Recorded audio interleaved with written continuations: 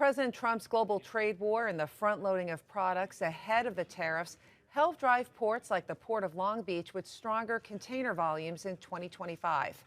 Noel Hasagaba, he's the CEO of the Port of Long Beach. He joins me now to discuss this record-breaking year. Thanks for joining me, Noel. My pleasure, Lorianne. Always great to join you. As I said, we're seeing a record numbers here when it comes to the Port of Long Beach. And I want to kind of get granular with you. Over the last several years, we've seen this supply chain shift from China going into the South Asian markets. What are you seeing, and how does that play into the growth that the port is looking to expand upon in the coming years? We are definitely seeing it and feeling it here on the ground.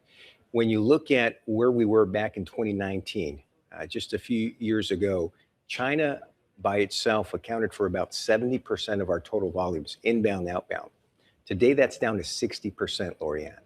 That 10 percentage point swing has virtually all shifted to Southeast Asia, countries like Vietnam, Thailand, Cambodia, Malaysia.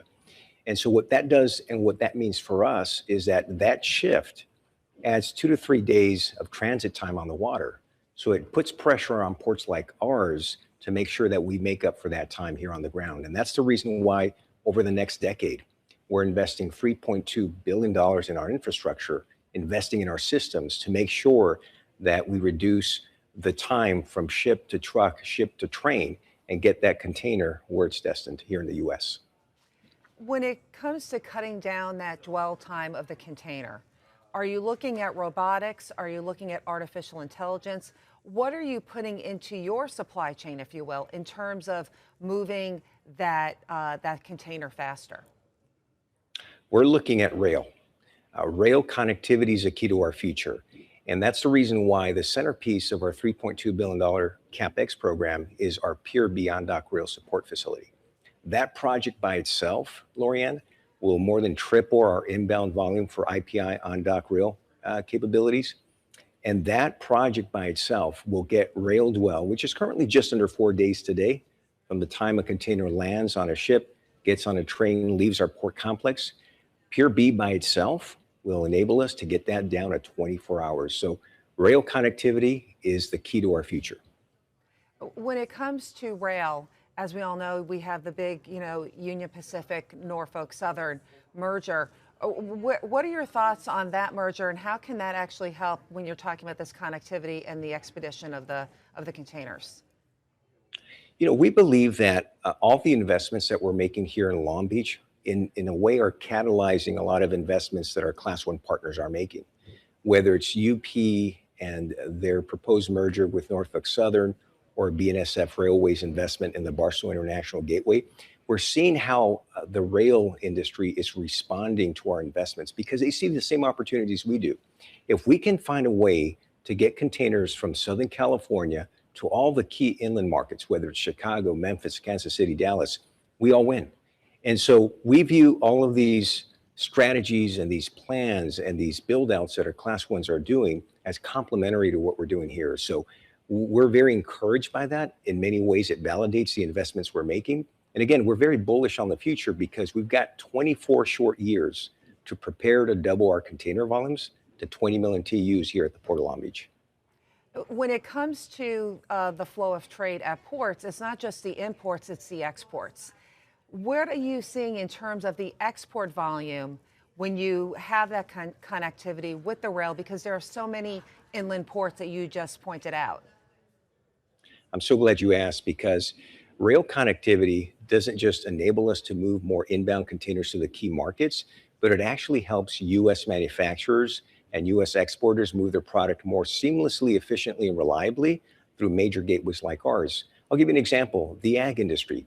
When you look at the product that leaves our port overseas, we're looking at every major market, the Midwest, whether it's beef, agriculture. And so rail connectivity and the ability to have more moves from these key inland ramps through a port like ours gives more capacity, gives more flexibility, and makes the entire transportation system for outbound cargo a lot more reliable. So in the end, our exporters are going to benefit tremendously from the investments we're making here at the Port of Long Beach, and the investments that the Class 1s are making themselves in this very synergistic relationship. The Port of Long Beach on the West Coast has been very proactive in terms of that, not just that connectivity like with the rail, but it's also the communication systems. A couple of years ago, I hit on with the inland port of Utah, looking at that sharing, if you will, of data. How are things going with the sharing of data to keep the flow of trade moving quickly? And how are you going to even double down maybe on that? Because you're going to be having more exports, in theory, coming through the port. Well, investments in technologies that drive end-to-end visibility are going to be critical. It's the way that we can maximize the investments we're making in physical infrastructure. So just in the last month, Lorianne, we unveiled the latest development in our supply chain information highway vision, which is to get to end-to-end visibility through west coast-to-coast connectivity. We call it Cargo Nav, short for Cargo Navigator. And this platform puts data in the hands of all of our partners, real-time data that's actionable, that enables them to plan their operations and optimize their operations. So we're very keen on how we can pair investments in digital technology with our physical infrastructure to make sure that we're maximizing the benefits and advantages for all of our partners. You touched on exports a little while ago, and I want to hit on China, specifically about soybeans. There's been a lot of rhetoric by the president where China has promised to buy soybeans, but there's a big difference between buying or saying you're going to buy and delivery, which is where you come in. What did it look like for China with soybeans last year when there were promises, and what changes, if any, are you seeing going into February and even possibly March?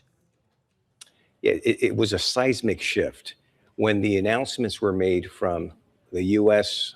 on Chinese imports, and then that triggered the retaliatory tariffs.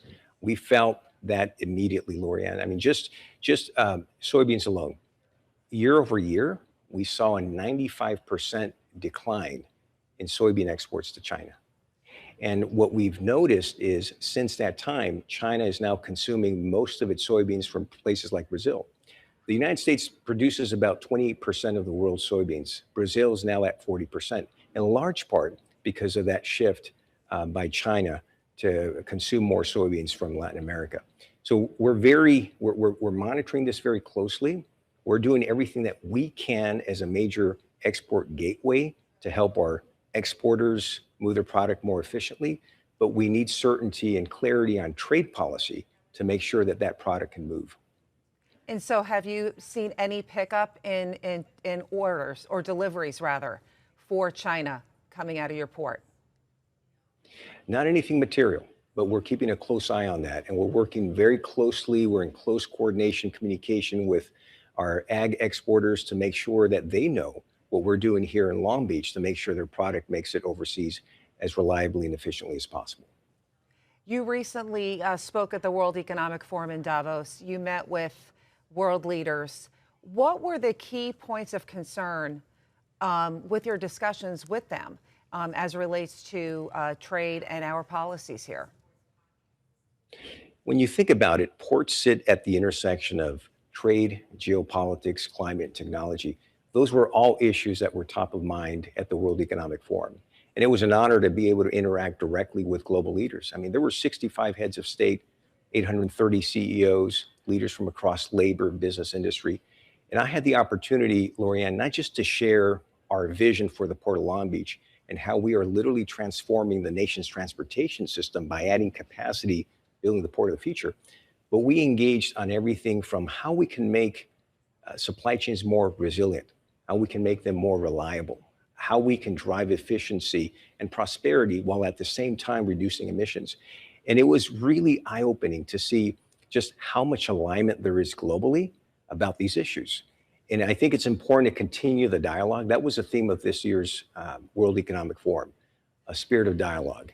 And I think having a big presence by the United States, including myself, really added to the conversation at this year's World Economic Forum. And this is a conversation that will continue. I've made great contacts with several leaders, and I intend to continue that dialogue with them. given the global trade war and a lot of the rhetoric that's come out of the White House, there has been pushback around the world when it comes to the United States being a reliable trade partner. Did you have to, really push the fact that the Port of Long Beach is open for business? We are a reliable trade partner. When it comes to that type of conception of the United States, what did you come across with these world leaders when you were at Davos, given what's going on in the world with our trade policies? I was very pleased by the warm welcome I received. I was the only U.S. port that was represented, and to my knowledge, the only U.S. port that's been there either in recent history or ever. And the reception I got was very, very warm. I think hearing a perspective from a U.S. port that is a major gateway for U.S. trade was very valuable to those conversations. And of course, I shared our vision. We're very bullish on the future, Lorianne. We're looking at doubling our throughput to 20 million TEUs by the year 2050. We've got 24 short years to figure out how we're going to handle all that additional volume to make sure that our port is fast, safe, reliable, resilient, and clean. And these were all topics that resonated with all the global leaders that I met with. As a matter of fact, I also talked to U.S. Secretary of Commerce Howard Lutnick about U.S. manufacturing and how ports play a vital role in supporting U.S. manufacturing. And if that sector is to grow, we need ports like ours to make sure that we're efficient, reliable, resilient, so that all that machinery, the parts, the components that U.S. manufacturers need are there to support it, and we are.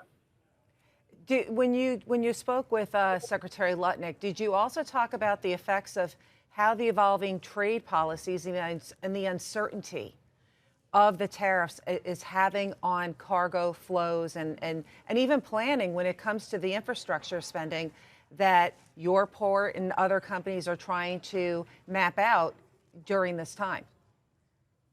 Not in that form. That conversation was focused on U.S. manufacturing. But again, it's a conversation that will continue. I'm looking forward to visiting with the Secretary in Washington, D.C. In the coming months.